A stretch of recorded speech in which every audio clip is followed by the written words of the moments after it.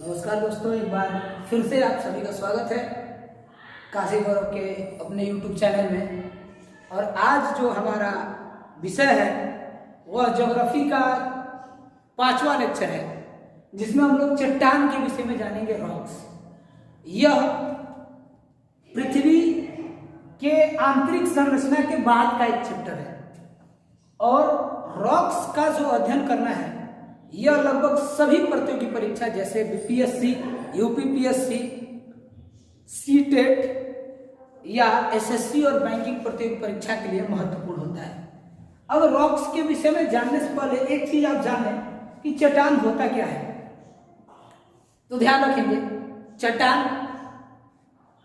धात्विक खनिजों से मिलकर बना हुआ धरातल के ऊपर या धरातल के नीचे स्थित एक वस्तु होता है जिसमें कई तरह के धातुओं का समावेशन होता है।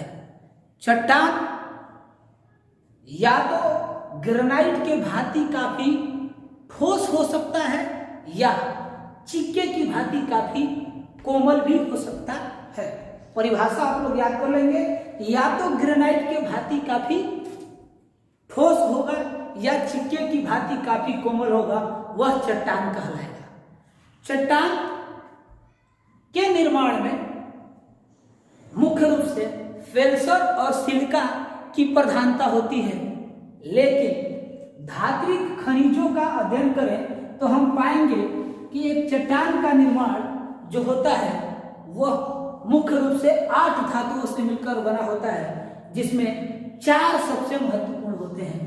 चट्टान के निर्माण में जो 4 सबसे महत्वपूर्ण धातु हैं उनको मैं लिख देता हूं: ऑक्सीजन, सिलिकॉन, एल्युमिनियम और अगला जो है वो है लोहा, Fe। लोहा लगभग 5%, एल्युमिनियम 8%, सिलिका 27% और ऑक्सीजन 46%। ये ऐसे 4 तत्व हैं जो चट्टान के निर्माण में आवश्यक होते हैं। याद रहेगा आपको, चट्टान के निर्माण में जो सबसे आवश्यक तत्व होते हैं, सबसे ज्यादा ऑक्सीजन, इसके बाद सिलिका और इसके बाद एल्युमिनियम और इसके बाद फेरस। पृथ्वी की आंतरिक संरचना में हम लोगों ने पढ़ा था सियाल, सीमा और मीठे। तो इसमें से कुछ तत्व, ये सिलिका था, ये सिलिका था। आल के विषय में जानेंगे तो ये एल्युमिनियम था और ये फेरस। तो इसमें चट्टान के निर्माण में यह सबसे महत्वपूर्ण भूमिका निभाते हैं। अब सीधे सीधे आ जाते हैं कि चट्टान होता कितने प्रकार का है। चलिए, तो अध्ययन के आधार पर हम लोग चलते हैं, जानते हैं कि चट्टान होता कितने प्रकार का है, इसके विषय में जान लेते हैं। तो ध्यान से समझेंगे, चट्टान मुख्य रूप से जो होता है वह 3 प्रकार का होता है। चट्टान मुख्य रूप से 3 प्रकार का होता है। कौन कौन सा 3 प्रकार होता है भाई, इसको जान लेते हैं। तो जो पहला प्रकार है उसको कहते हैं आग्नेय चट्टान।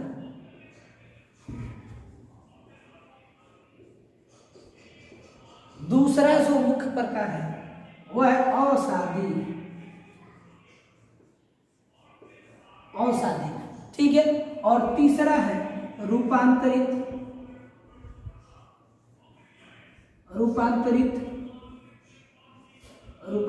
चट्टान या कायांतरित चट्टान। अगर इंग्लिश की बात करेंगे तो आग्नेय चट्टान को हम लोग बोलते हैं इग्निस।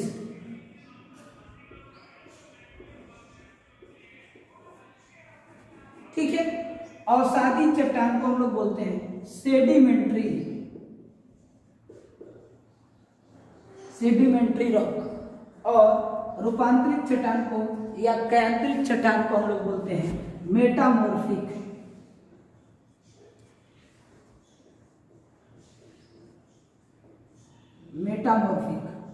तीनों याद रहेगा।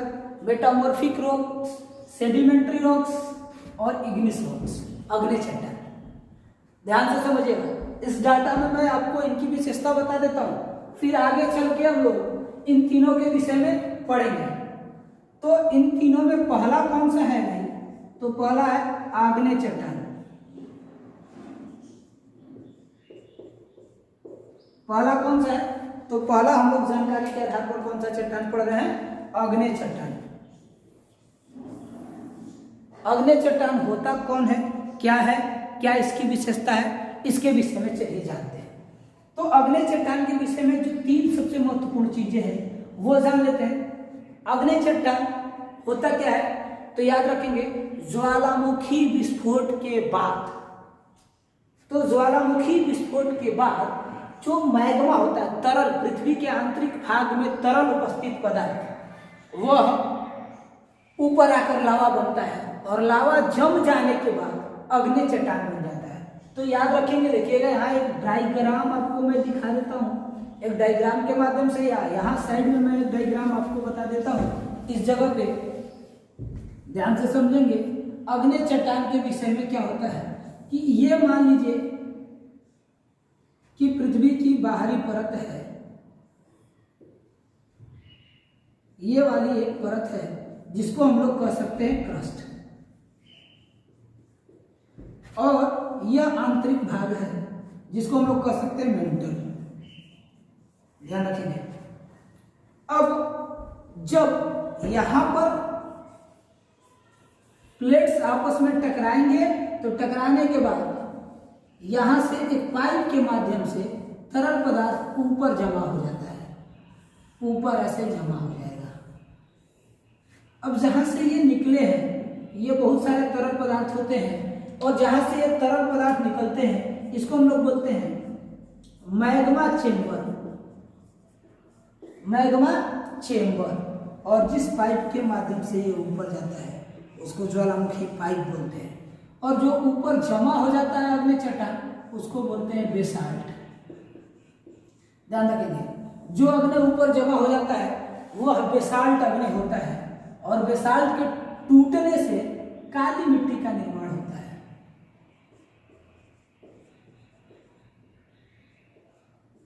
काली मिट्टी का निर्माण होता है, काली मिट्टी का निर्माण होता है, जिसको हम लोग एक और नाम से जानते हैं, रेंगूर मिट्टी। किस नाम से जानते हैं? रेंगूर मिट्टी। ध्यान रहेगा। तो अगर मान लीजिए यह इस पाइप के माध्यम से ऊपर आकर जमा हो तब यह बेसाल्ट में बनेगा। अब मान लीजिए यह पाइप कहीं बीच में फट के कुछ इस आकृति का निर्माण कर जाए, तो अब अग्नि दो भागों में बढ़ता है। इसके ऊपर के अग्नि को धरातलीय अग्नि कहते हैं, धरातलीय अग्नि कहते हैं, और इसके नीचे के अग्नि को, इस भाग को पतालीय अग्नि बोलते हैं।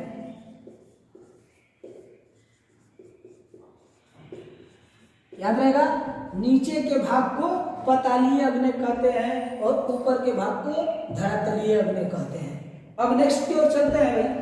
अगर ये कुछ इस तरह का लहरदार बन जाए, अब यहां से मैं आगे आपको लेके चल रहा हूं। अब अग्नि होता क्या है, इसकी विशेषता क्या है, इसके विषय में जानते हैं। चलिए नेक्स्ट की ओर चलते हैं।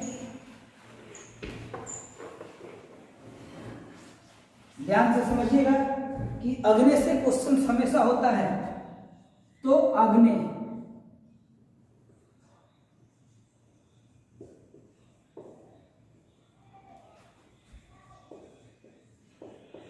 अग्नि चट्टान। अब हम जानते हैं कि अग्नि होता क्या है, इसकी विशेषता क्या है। तो ध्यान से समझिए, अग्नि इसको दो भागों में बांटा गया है, दो भागों में बांटा गया इसकी उत्पत्ति के आधार पर। क्या क्या भाई? पहला उत्पत्ति के आधार पर,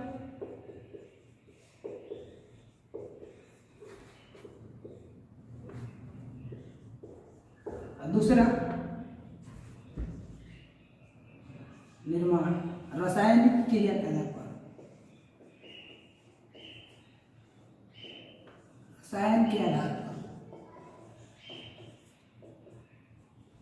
ध्यान अगर उत्पत्ति के आधार पर अग्नि दो प्रकार का और रसायन के आधार पर भी अग्नि दो प्रकार का है ना, दो प्रकार। उत्पत्ति के आधार पर धरातलीय अग्नि और दूसरा जो है पतालीय अग्नि। जबकि रासायनिक क्रिया के आधार पर अम्लीय और क्षारीय।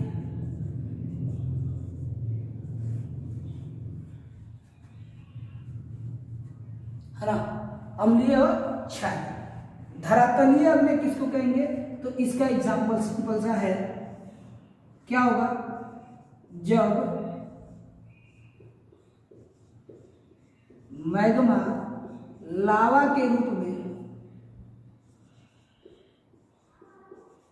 में धरातल पर जमा हो जाए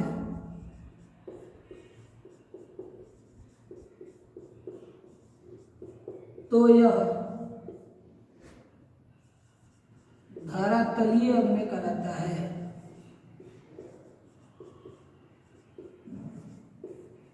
तो यह क्या कहलाएगा? धरातलीय अग्नि। एग्जाम्पल के तौर पर क्या लिख लेंगे? बेसाल्ट। पतालीय अग्नि, अब मैं इस मैप में आपको पतालीय अग्नि ही बता देता हूं, इतना दूर में आ जाएगा। मैंने बता दिया पहले कि अगर यह ज्वालामुखी की क्रियाओं के तहत इस विस्फोट के बाद अगर यह पाइप यहां से निकले और लिक्विड यहां जमा हो जाए, लहरदार दिख रहा है ये, यहां लहरदार स्थिति में जमा हो जाए या फिर एक गुंबददार स्थिति में जमा हो जाए, अगर ये है तो ये है, इसको क्या कहेंगे? लय। या एक और बता देता हूं, एक ऐसे भी बन जाता है गुंबददार स्थिति। तीन आकृतियां बनी। चौथा, यह स्प्रिंग और गर्त में बन सकता है। पांचवा, यह ऐसे डंडीनुमा बन सकता है। और छठवा, यह ऐसे बन सकता है। तो ये सारे पाइप के माध्यम से लावा के बाहर निकलने से बन रहे हैं। पाइप यहाँ से चल रहा है, ये लावा यहाँ से निकलने लगा, यहाँ पर लावा यहाँ से निकलने लगा, यहाँ से ये लावा जो है, यहाँ से ये लावा इधर निकलने लगा और यहाँ से ये लावा ऐसे जमा हो गया, ऐसे, है ना। तो ये ऐसे जमा होकर के ऐसे भरा गया। अगर ऐसा बनाएगा तो कहेंगे डाइक, ठीक है। अब ये वाला आकृति कैसा बनेगा? तो ये छतरी नुमा ऐसे बन जाएगा।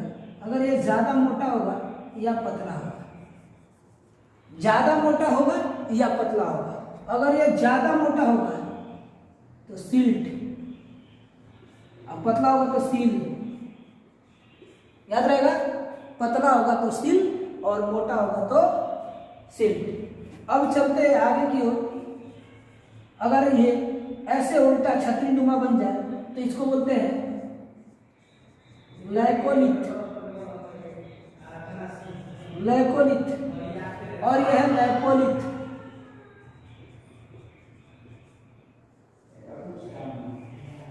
और यह है फैकोलिथ।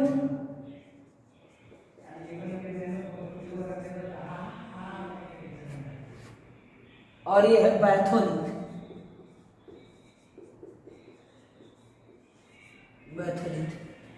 बैथोलिथ ऐसे बनेगा। बैथोलिथ कैसे बनेगा बाबू? ऐसे बनेगा। और यह ऐसा कैसा चट्टान बनेगा? बैथोलिथ। और यह बैथोलिथ सबसे बड़ा धरातलीय अग्नि चट्टान है। इसका निर्माण होता है ग्रेनाइट से। इसका निर्माण किससे होगा? तो इसका निर्माण होगा ग्रेनाइट से। और यह सबसे बड़ा धरातलीय अग्नि चट्टान है और सबसे नीचे होता है ये। इसके बाद एक ऐसी आकृति बनेगी, ऐसी। अगर ऐसी आकृति बनती है, किस आकृति का भाई? तो कहेंगे छतरीनुमा आकृति। तो छतरीनुमा आकृति को क्या कहेंगे? लैकोलिथ। छतरीनुमा आकृति बन जाएगी तो क्या बनेगा? लैकोलिथ। अगर यह आकृति पलट जाए, ऐसा बन जाए, तो ये क्या हो जाएगा? लैपोलिथ। यहां से डायरेक्ट क्वेश्चन होंगे। और अगर यह आकृति ऐसे सीधा बन जाए, सीधा, तो सीधा होगा क्या? सील। और अगर यह मोटा बने, ऐसा ही सीधा मोटा बन जाए, तो सिल्ट। और अगर यह आकृति ऐसे डंडीनुमा बन जाए, तो ये क्या बनेगा? डाइक। क्या बन जाएगा बाबू? डाइक। याद रहेगा? अग्नेय चट्टान की विशेषता हो गई आपकी। अब चलते हैं अम्लीय क्या होगा। तो अम्ल और क्षार, है ना। अम्ल क्या होगा भाई? तो कितना परसेंट होना चाहिए? सिलिका की मात्रा कितना परसेंट होगा? अगर सिलिका की मात्रा अधिक हो, सिलिका की मात्रा अधिक हो, तो यह अम्लीय हो जाएगा। तो यह क्या हो जाएगा? अम्लीय होगा। कितना मात्रा होगा? तो 65%, और यहाँ 50 से 60।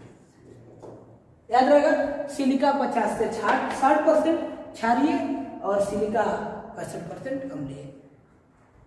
यहां तक याद करने के बाद अब चलते हैं अग्नेय चट्टान की विशेषता क्या है, इस पर बात करते हैं। यहां तक क्लियर हो गया होगा सबका? एक बार अच्छे से देख लेंगे, कॉपी पर इसको बना लेंगे, फिर हम आगे चलेंगे कि क्या विशेषता है अग्नेय चट्टान की। चलिए,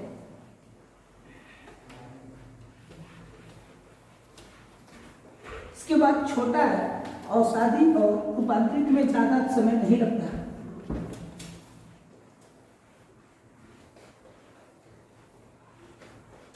चलिए ध्यान से देखिएगा, क्या विशेषता है अग्नि की।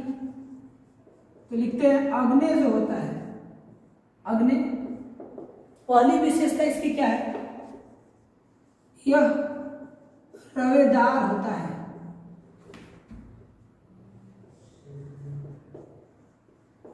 यह रवेदार होता है। रवेदार को इंग्लिश में क्या बोलते हैं? क्रिस्टलाइन। मतलब क्या होता है? काफी कठोर कह सकते हैं, कठोर होता है।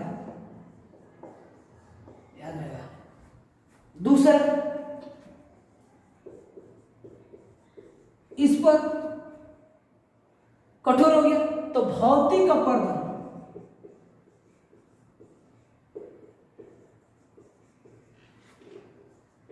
अपर्दन होता है,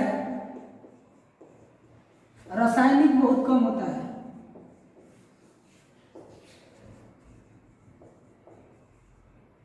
रासायनिक अपक्षय बहुत कम होता है।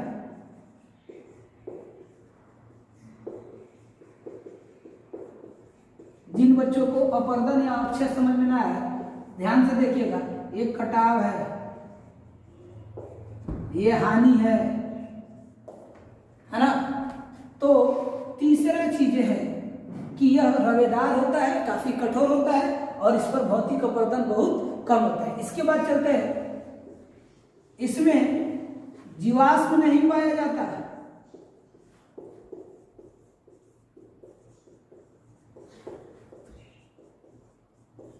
इसमें जीवाश्म नहीं पाया जाता है, तो क्या पाया जाता है भाई? तो लिखेंगे लोहा, सोना, चांदी, तांबा, है ना, जैसे धातु इसमें पाए जाते हैं।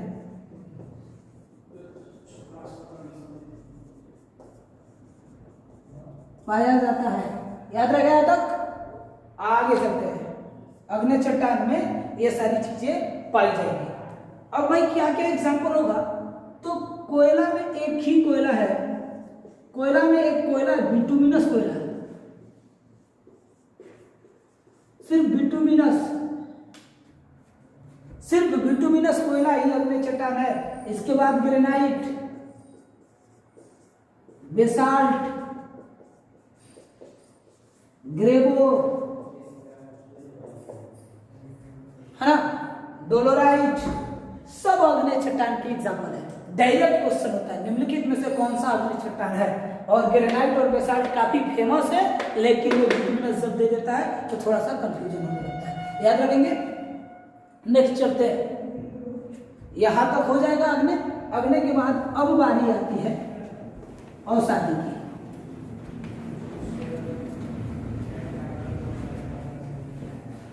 अब बारी आ रही है औषधि चट्टान की।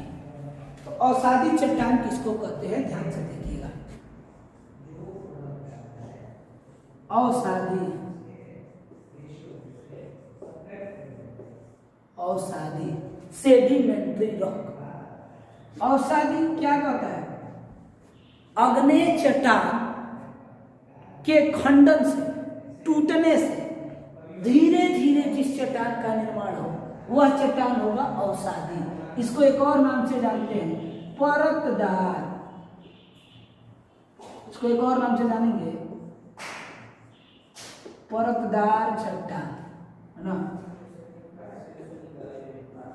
इसका निर्माण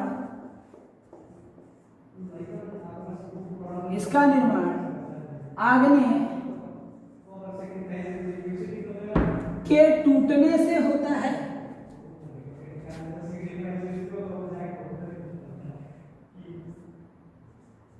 टूटने से होता है, याद रखना है। इसका निर्माण आग्नेय के टूटने से होता है। इसकी विशेषता क्या है, इसमें जीवाश्म पाया जाता है, याद रहेगा, इसमें जीवाश्म पाया जाता है। यह 75% भूभाग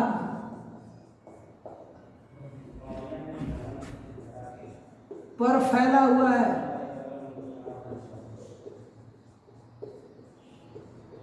ना। इसमें जीवाश्म पाया जाता है, यह 75% भूभाग पर फैला हुआ है। यह रवेदार नहीं होता, यह रवेदार नहीं होता, यह भंगुर होता है। भंगुर का अर्थ क्या होता है, तुरंत टूट जाएगा, ठीक है। और क्या विशेषता है, तो यहां तक याद रखेगा, इसमें जीवाश्म पाया जाता है, सबसे इंपॉर्टेंट है ये रवेदार नहीं होता और यह भंगुर होता है। एग्जाम्पल में लिखेंगे कोयला, सभी कोयला है, कोयला, नमक, चूना पत्थर,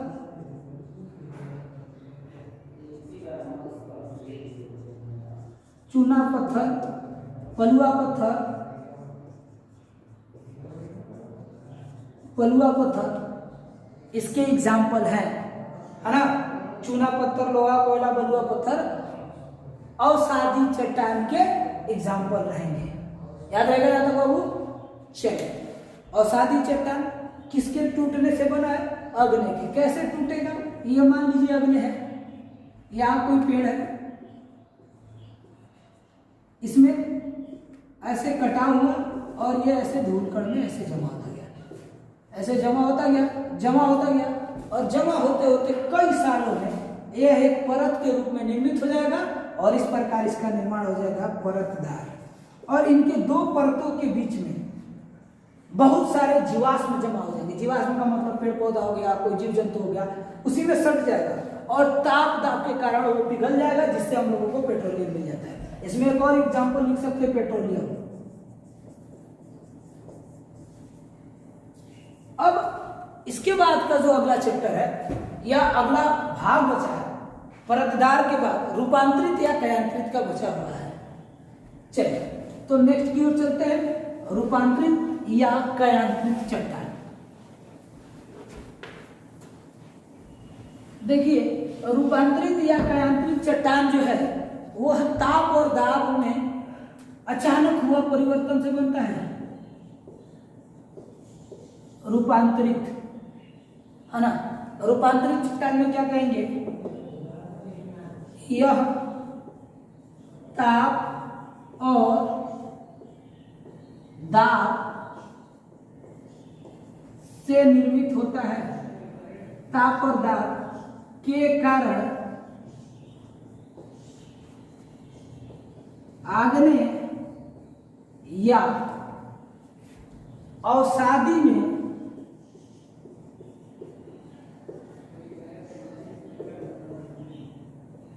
हुआ परिवर्तन के कारण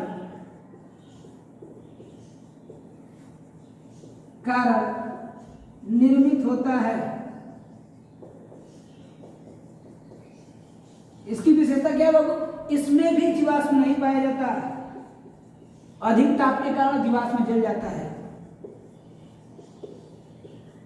इसमें जीवाश्म नहीं पाया जाता।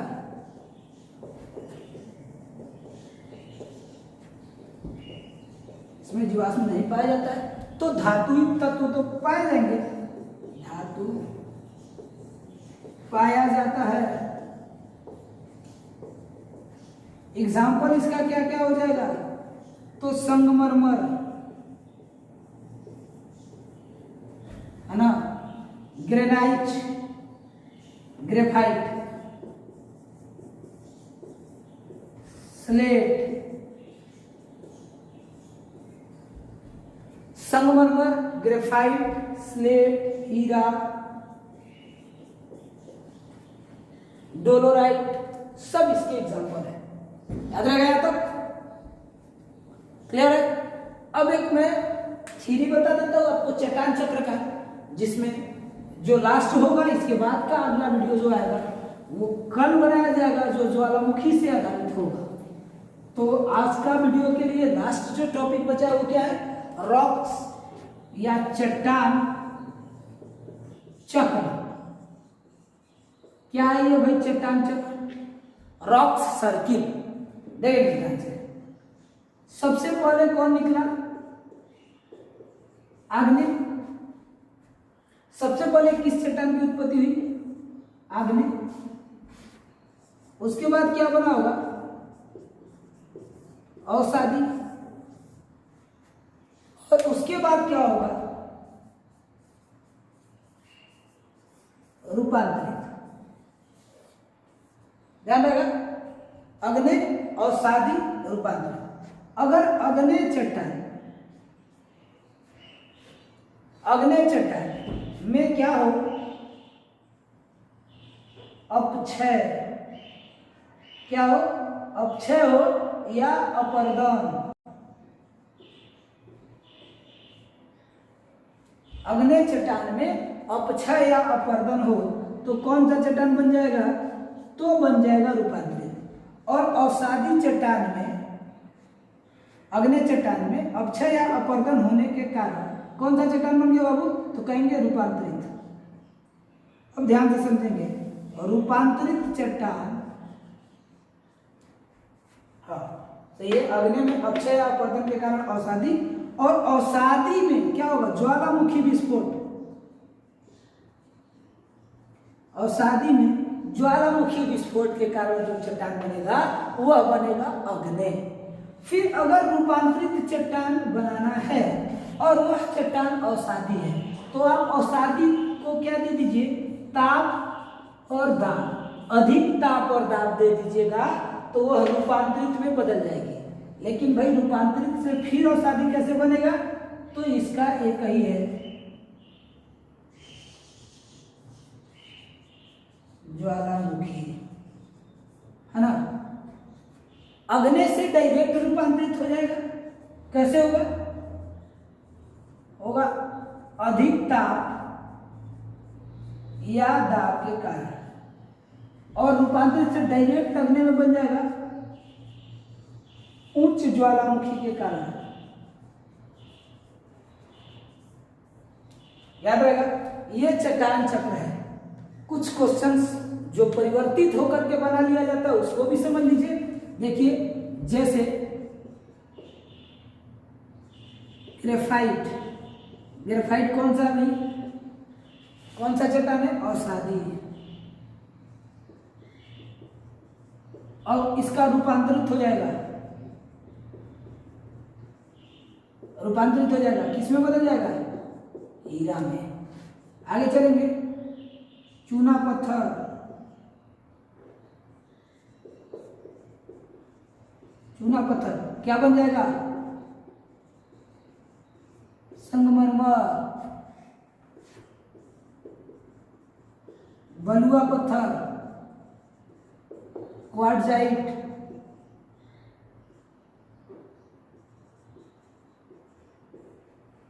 है ना? बलुआ पत्थर किसमें बन जाएगा? क्वार्टजाइट में। ये तीनों एग्जाम्पल आपसे पूछा जाता है डायरेक्ट। अगर पूछा जाएगा अग्नि से किसमें बना? अवसादी में, अवसादी से रूपांतरित। अगर कहेगा कि सील, तो सील कौन सा भी? कहेंगे आग्नेय। और इधर क्या होगा? रूपांतरित होगा ना, तो सील रूपांतरित होगा स्लेट में। ठीक है। इसके बाद ग्रेबो, ग्रेबो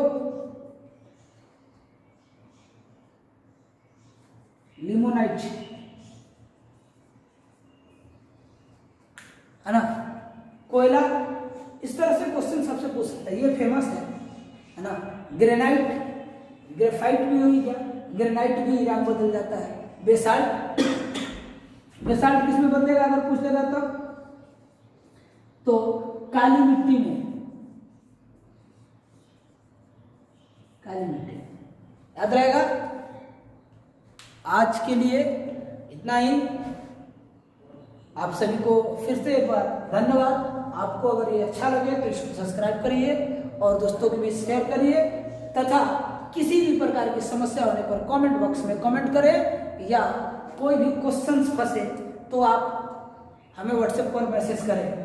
इससे संबंधित प्रश्नों को लेकर कल मैं पुनः आऊंगा और प्रीवियस ईयर पेपर को इससे संबंधित सॉल्व कराऊंगा, चट्टान से संबंधित। इसके बाद ही हम आगे चलेंगे ज्वालामुखी में। इसके बाद का अगला चैप्टर बायोलॉजी से संबंधित होगा। धन्यवाद दोस्तों।